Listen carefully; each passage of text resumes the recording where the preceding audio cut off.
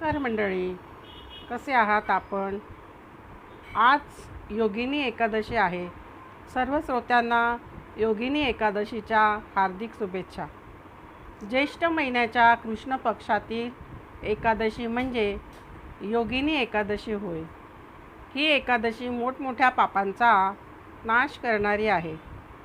अलकापुरीचे राजे कुबेर हे महादेवाच्या भक्तीत नेहमी तत्पर असत.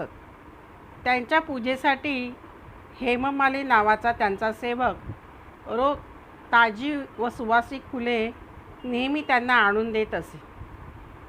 परंतु एकदा काय घडले, हेममाली मानस सरोवरातून फुले आणून घरी परत आला व तो पत्नी विशालाक्षीच्या प्रेमातच मग्न राहिल्यामुळे त्याला पूजेची जी फुलं होती ती भगवान कुबेरांना द्यायला त्याच्या लक्षातच राहिले नाही. मग कुबेराने दुपारपर्यंत वाट पाहिली.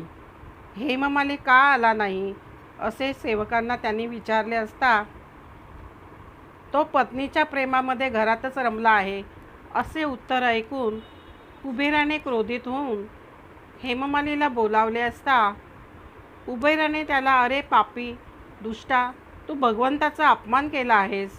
तुझी मी दुपारपर्यंत वाट पाहिली पण तू आला नाहीस आणि म्हणून तू कोडयुक्त होऊन इथून निघून जा. आणि अशा शापामुळे तो पतित होऊन कोडामुळे पीडित झाला. फक्त त्याची स्मरणशक्ती पूर्वीप्रमाणे राहिली. तो बिचारा फिरत फिरत मेरुगिरी पर्वतावर आला. तिथे मार्कंडेय ऋषींचे त्याला दर्शन होताच त्यांनी, तुला कोडाने का ग्रासले आहे असे विचारले असता हेममालीने आपला वृत्तांत सांगितला. मुनींनी त्याला बरे होण्यासाठी ज्येष्ठ महिन्यातील योगिनी एकादशीचे व्रत करण्यास सांगितले, कारण मुनींना त्याची दया आली होती. योगिनीच्या व्रताने त्याचे संपूर्ण कोड नाहीसे झाले.